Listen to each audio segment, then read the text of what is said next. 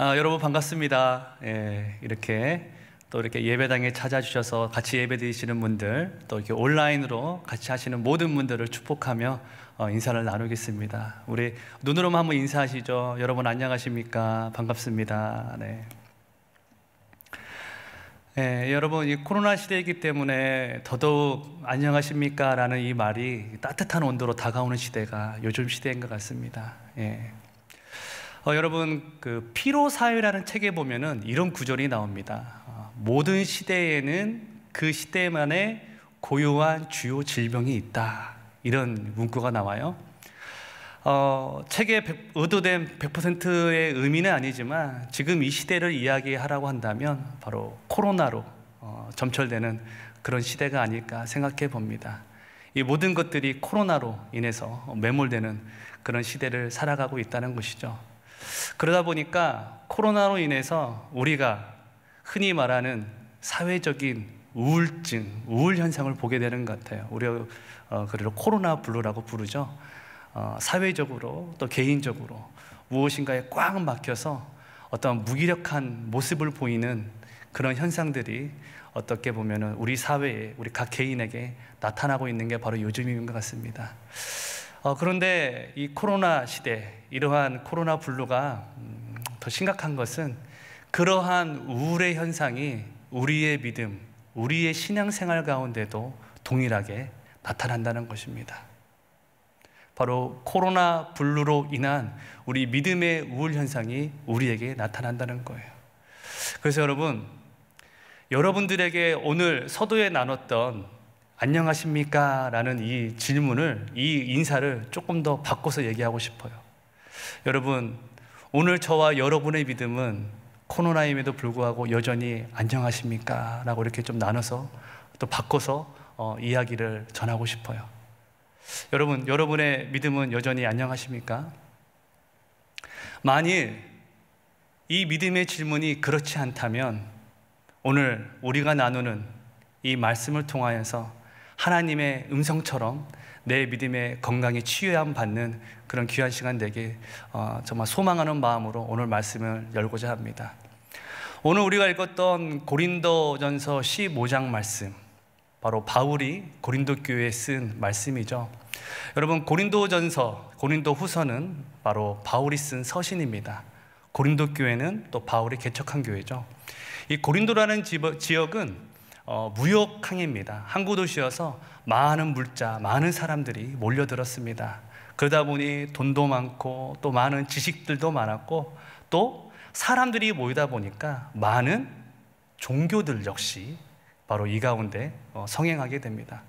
그러다 보니까 어떤 일이 벌어졌냐면 많은 종교들, 그 가운데 많은 우상들이 횡행했다는 거예요.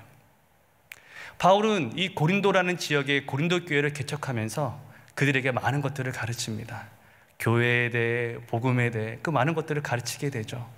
그런데 그가 많은 복음, 많은 가르침을 고린도 교회에 가르침에서도 불구하고 그들은 여전히 성적인 타락, 우상 숭배의 문란함, 또한 빈자와 부자를 가르는 편가르기, 이러한 세상적 가치관과 문화에 빠져들었다는 거예요.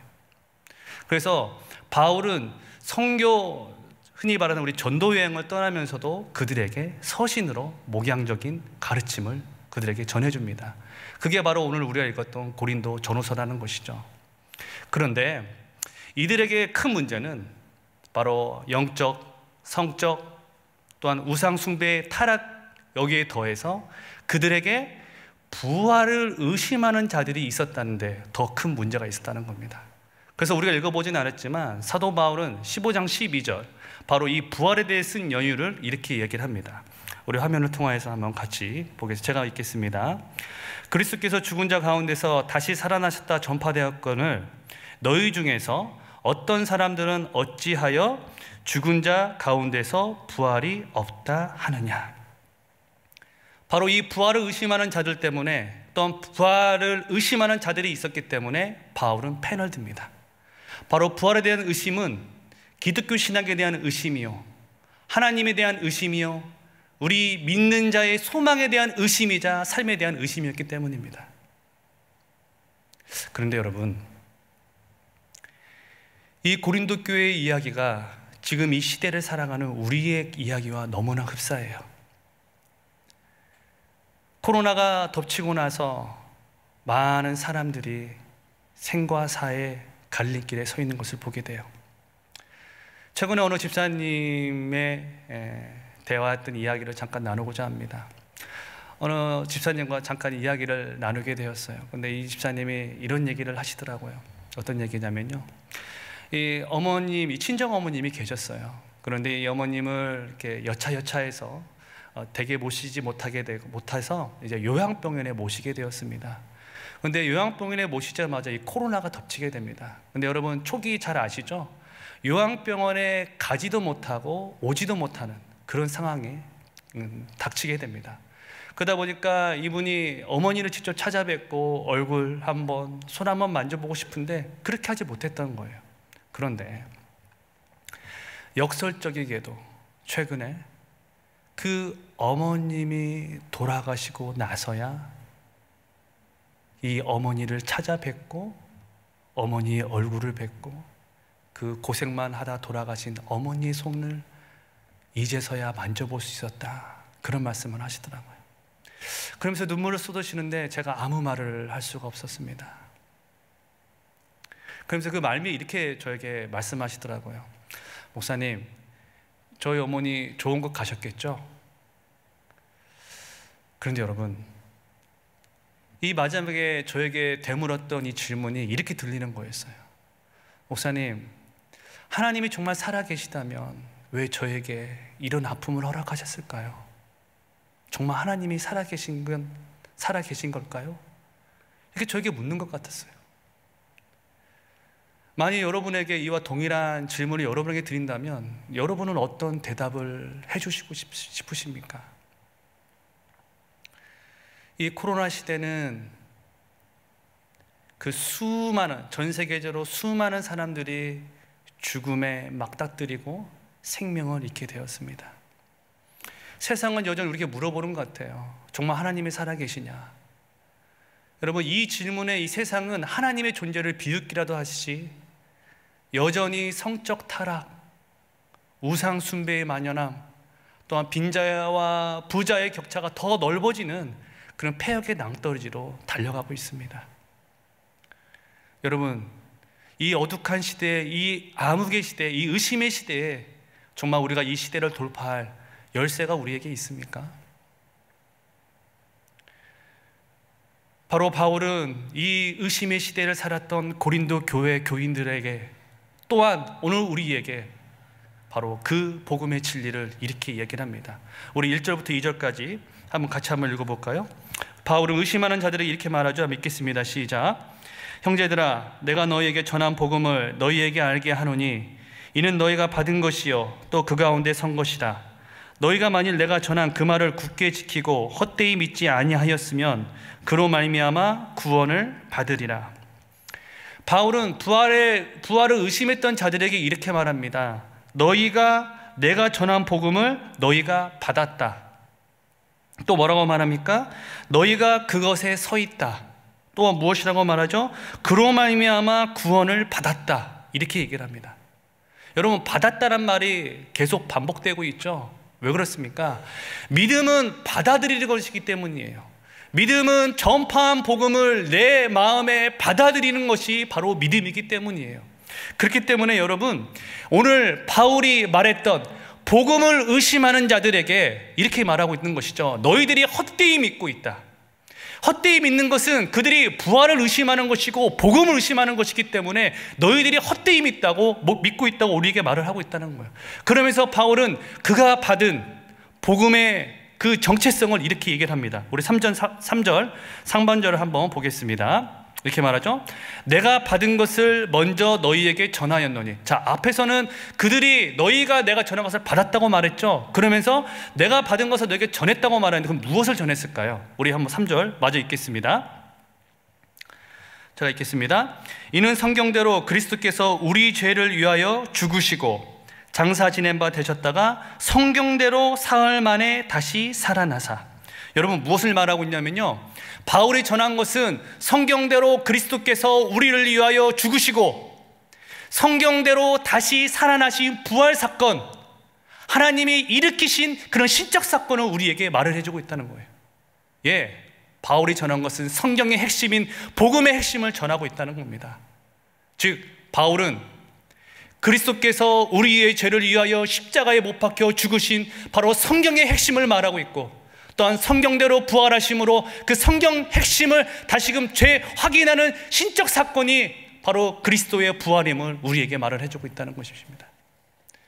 여러분, 부활의 능력이 이 시대를 돌파할 열쇠가 됩니다. 그것은요, 부활이 오늘 말씀처럼 성경대로 죽으시고 성경대로 다시 일으키신 성경의 약속의 증표이기 때문입니다. 여러분, 바울은 이 부활의 사실성을 이렇게 말합니다. 우리 5절부터 8절 같이 한번 읽을까요? 같이 읽겠습니다. 시작. 게바에게 보이시고 후에 12 제자에게와 6절. 그 후에 500의 형제에게 일시에 보이셨나니 그 중에 지금까지 대다수는 살아있고 어떤 사람은 잠들었으며. 7절. 그 후에 야고보에게 보이셨으며 그 후에 모든 사도에게와 맨 나중에 만삭되지 못하여 난 자 같은 내게도 보이셨느니라. 여러분, 저는 오늘 5절부터 8절까지 있는데 전율을 느꼈습니다. 전율을. 여러분, 특별히 6절 한번 봐주시겠어요? 6절 한번 화면에 좀 띄워주십시오. 이렇게 말하고 있죠. 그 후에 500의 형제에게 일시에 보이셨나니 그 중에 지금까지 무엇이라고요? 대다수는 살아있고. 지금까지 대다수는 살아있고. 여러분, 저는 여기서 전율을 느꼈습니다. 소름이 끼쳤어요. 지금 바울은 부활을 의심하는 자들에게 이렇게 말을 하고 있는 거예요. 부활을 의심하는 자들이 있느냐? 지금 너희가 나와 변론하자. 지금도 부활의 증인들이 대다수는 살아있어서 그 부활을 증거하고 있다. 또한 만삭되지 못한 나에게도 주님이 부활의 증거자로 그 놀라운 영광을 보여주셨다라고 이렇게 말을 하고 있습니다. 여러분, 부활의 능력, 부활의 복음은 바로 기독교의 근간이요 우리 그리스도인들의 정체성이 됩니다. 네, 맞습니다. 부활은 우리의 육체의 삶이 마무리되면 그리스도 안에서 우리가 부활의 영광을 잊게 됩니다. 예, 맞습니다.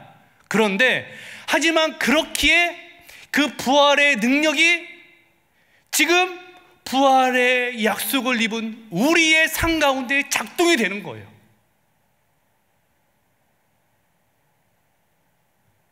부활의 첫 열매 되신 그리스도께서 우리와 함께 하시기에 그 부활의 능력이 지금의 우리의 삶에 여전히 작동되는 게 우리의 믿음의 삶이라는 거예요. 여러분, 지금의 시대가 어떻습니까? 2019년에 시작된 코로나는 여전히 끝나지 않는 그 암흑의 터널처럼 우리 앞을 가로막고 있어요. 연이어서 1000여 명이 계속 확진자로 진행되는 것이 오늘은 2000여 명이 넘어서는 그런 더 답답하고 갑갑한 현실 가운데 우리가 매몰되어 있습니다. 여러분, 믿음의 회색 시대와 같은 그런 연장의 시대를 살아가고 있는 우리는 세상처럼 동일하게 하나님을 의심하는 자로 살아가고 있습니까? 아니면 부활의 능력을 믿는 자로 살아가고 계십니까?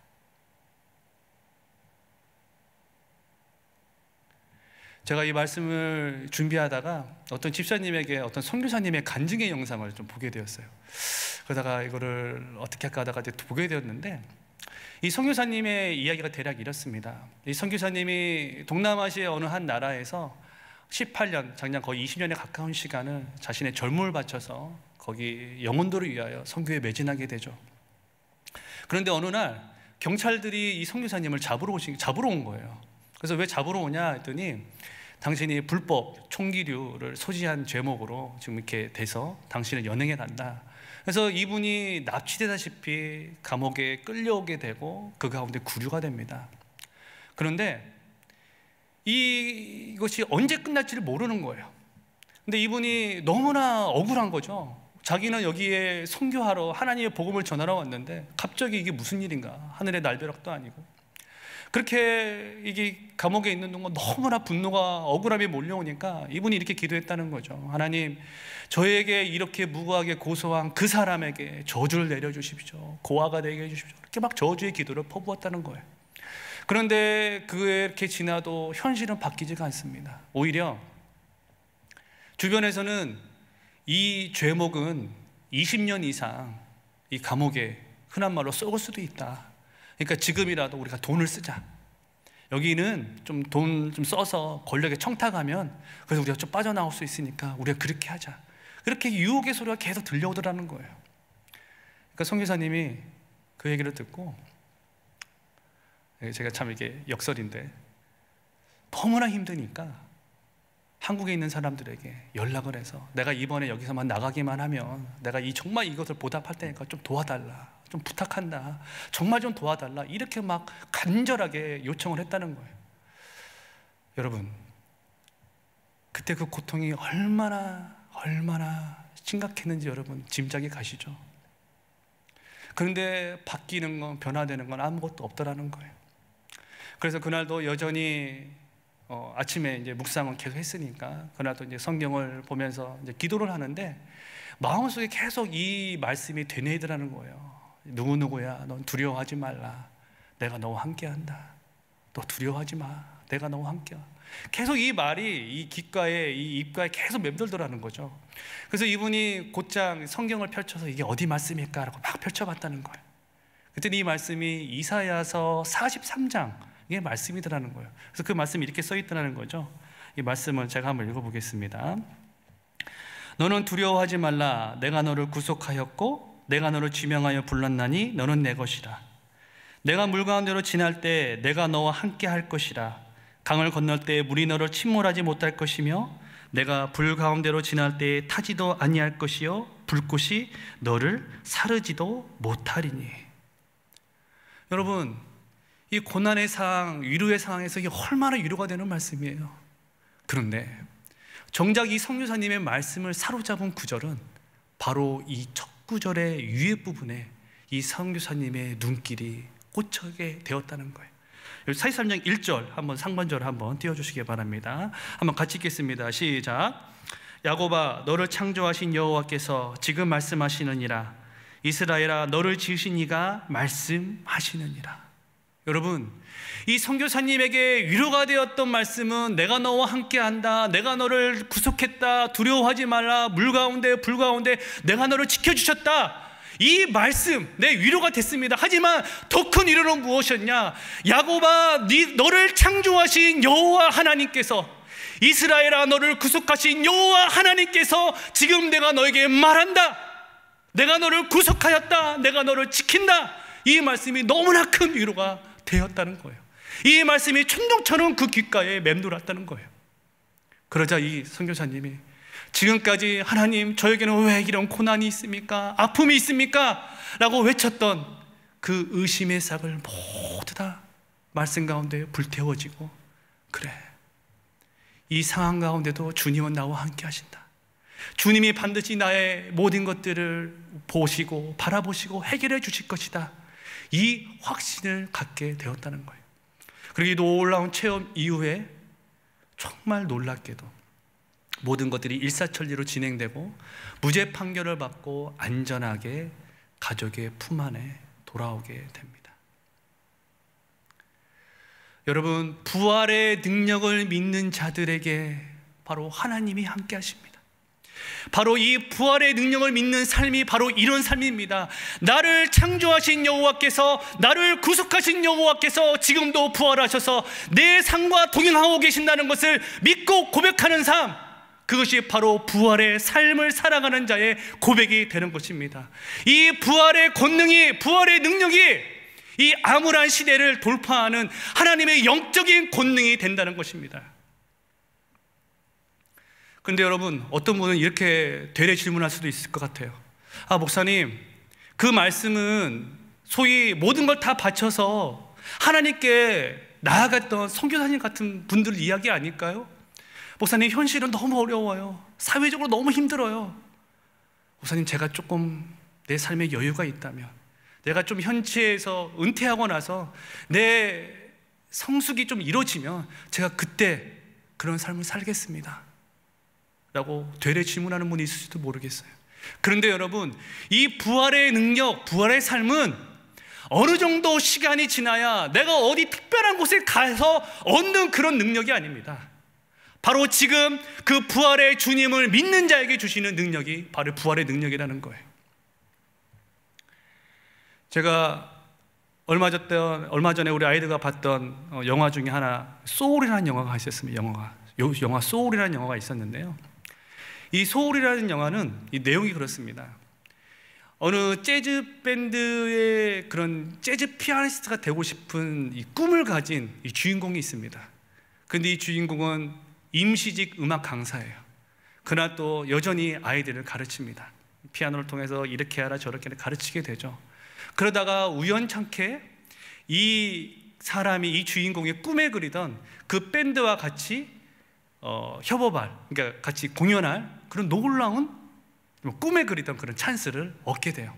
그래서 너무 막 즐겁게 놀게 오다가 영화겠게 그랬지만 죽게 됩니다. 죽게 되어서 이 영혼이 그 어느 곳으로 올라가게 되죠. 근데 이 영혼이 우여곡절 끝에 다시 그 몸으로 돌아오게 되고, 코마 상태에 있는 그 몸으로 돌아오게 되고, 꿈에 그리던 바로 그 재즈 밴드에서 피아노를 치면서 그 공연을 성황리에 마무리하게 돼요. 그러니까 이 주인공이 너무나 기쁜 거예요. 그런데 이 모든 공연을 마무리하고 나서 이제 나올 거 아닙니까? 나오는데 이 주인공이 그 꿈에 그리던 그 재즈 밴드의 그 대스타에게 이렇게 물어보는 거예요. 뭐랄까요? 너무 좋은데 좀 이상한 게 있다는 거죠. 내가 그렇게 평생 꿈꾸고 바라던 그 무대에 서서 너무나 공연도 잘하고 이렇게 성황리에 마무리가 되었는데, 막상 꿈에 그리던 그 공연을 마무리하고 나니까 이 이상한 느낌, 이 느낌은 어떤 거죠? 이상한 건 뭐죠? 하고 대래 물어봐요. 그러니까 이 재즈 밴드가 그걸 듣다 재즈 밴드 스타가 이제 그걸 들으면서 이야기를 해줍니다. 젊은 물고기와 늙은 물고기 이야기인데, 젊은 물고기가 어느 날 늙은 물고기에 가가지고 이렇게 얘기를 하더라는 거죠. 저는 바다에 가고 싶습니다. 이렇게 얘기를 했다는 거예요. 그러니까 늙은 물고기가 이렇게 물어봤겠죠. 바다에 가고 싶냐고, 바다라고 물어봤다는 거예요. 그러니까 이제 젊은 물고기가 이렇게 얘기했죠. 예, 저는 바다에 너무 가고 싶어요 라고 말을 하니까 이 늙은 물고기가 이렇게 얘기했다는 거예요. 지금 네가 있는 이곳이 바로 바다다. 여러분, 부활의 능력이 그렇습니다. 부활의 능력이라는 것은, 부활의 삶이라는 것은 내가 믿음 생활 20년 해야, 내가 어느 직분을 얻어야 얻을 수 있는 그런 삶의 능력이 아니에요.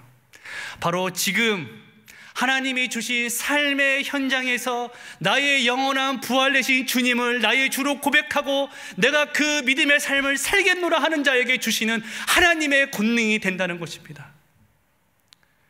여러분, 오늘 이 서신을 썼던 바울이 살았던 시대는 황제가 신이었던 암흑의 시대였습니다.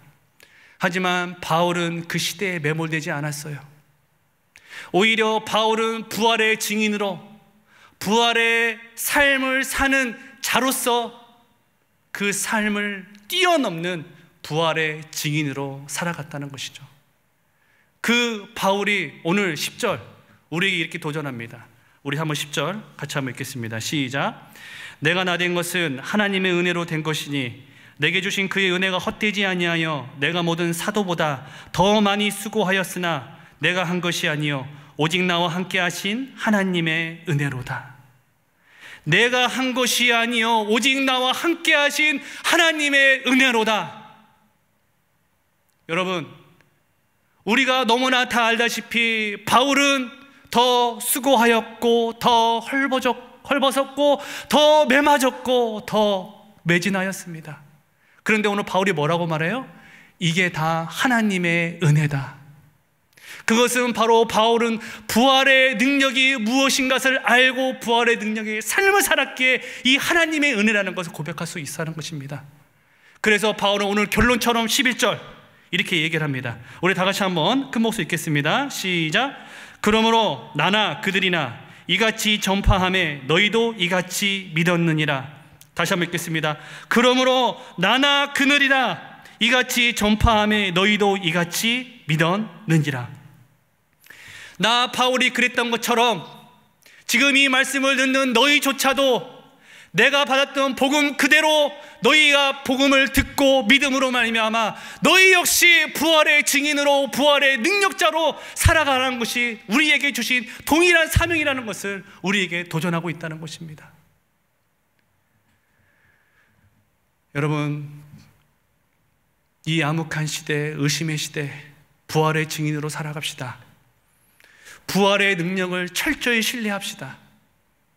그때 비로소 우리 역시 바울처럼, 우리 역시 베드로처럼, 우리 역시 요한처럼 그 시대에 매몰되는 것이 아니라 그 시대를 돌파하는 영적인 권능자로, 영적인 하나님의 자녀로 살아갈 수 있게 될 것입니다. 우리 모든 자들에게 이는 놀라운 하나님의 놀라운 영적인 권능이 임하길 예수님의 이름으로 축원합니다. 우리 다 같이 찬양을 할 텐데요. 선한 능력이라는 곡입니다. 이 선한 능력이라는 곡은 여러분 너무나 잘 아시다시피 독일의 본 해퍼 목사님이 쓴 글에 이게 곡을 붙여서 찬양으로, 또 독일에서는 찬양으로 불려주는 곡이죠. 여러분 잘 알다시피 히틀러의 치하에서 독일에는 정말 어두웠고 소망이 없는 그런 땅이었습니다. 근데 본 해퍼 목사님은 미국에서 보장된 그런 교수의 자리를 버리고 같이 고통당하는 조국의 백성들과 하나님의 자녀들과 함께하기 위하여 모든 걸 다 버리고 고국으로 돌아오게 됩니다. 그리고 하나님께서 반드시 그 땅, 그 나라, 그 시대를 하나님이 이끌어 주실 것이다 라는 믿음을 가지고 바로 이 시를, 이 글을 쓰게 되는 것이죠.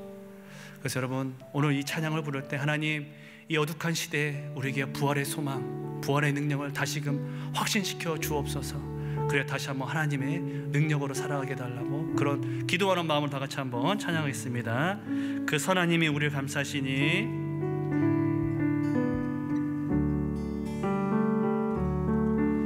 그 선한 힘이 우리를 감싸시니 믿음으로 일어나리를 기대하네. 주 언제나 우리 다 같이 한번 일어나서 찬양하겠습니다. 주 언제나 우리와 함께 계셔. 하루 또 하루가 늘 다시 한번 그 선한 힘이 우리를 감싸시니 그 선한 힘이 우리를 감싸시니 믿음으로 일어나리를 기대하네. 주 언제나 우리와 함께 계셔. 하루 또 하루가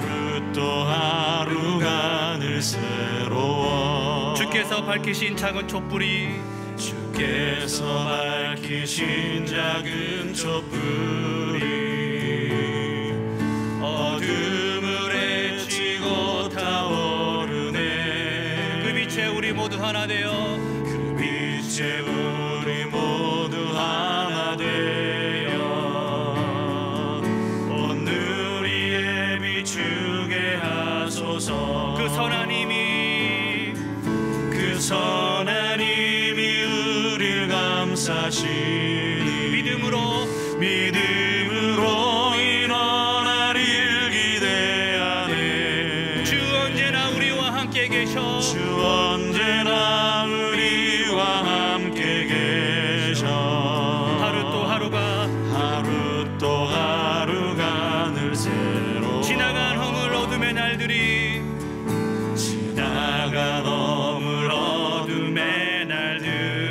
무겁게 내 영혼 짓눌러도 오 주여 우리를 외면치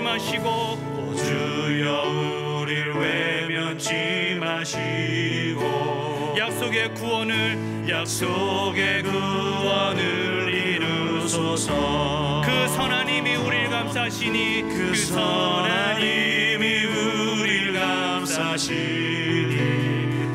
믿음으로 일어날 일 기대하네. 주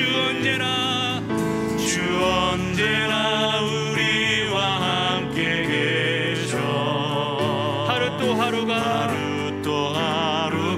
늘 새로워. 그 선하님이 우리를 감싸시니 그 선하님이 우리를 감싸시니 믿음으로 일어날 일 기대하네.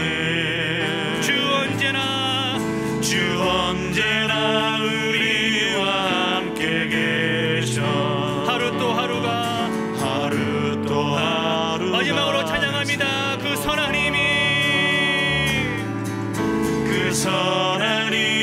우리를 감싸시니 믿음으로 일어날 일 기대하네. 주 언제나 우리와 함께 계셔. 주 언제나 우리와 함께 계셔. 하루 또 하루가 늘 새로워. 우리 시간 다 같이 한번 기도합시다. 하나님, 코로나로 인해 우울한 시대, 의심의 시대를 살아가고 있습니다. 하지만 하나님, 여전히 암흑의 시대에도 우리는 시대에 매몰되는 것이 아니라 예수 그리스도의 이름으로, 부활하신 주님의 이름으로 다시금 이 시대를 돌파할 수 있는 영적인 권능을 얻었음을 다시 한번 고백합니다. 다시 한번 하나님 아버지, 부활의 능력으로 다시금 살아나는 놀라운 능력의 은혜가 있게 하여 주시고, 다시 한번 이 시대를 돌파할 수 있는 영적인 권능으로 살아가게 해달라고 다 같이 한번 주여 한번 외치고 기도하시다가 돌아가도록 하겠습니다. 주여! 하나님 아버지, 오늘도 간절한 마음으로 주 앞에 엎드리고 기도합니다.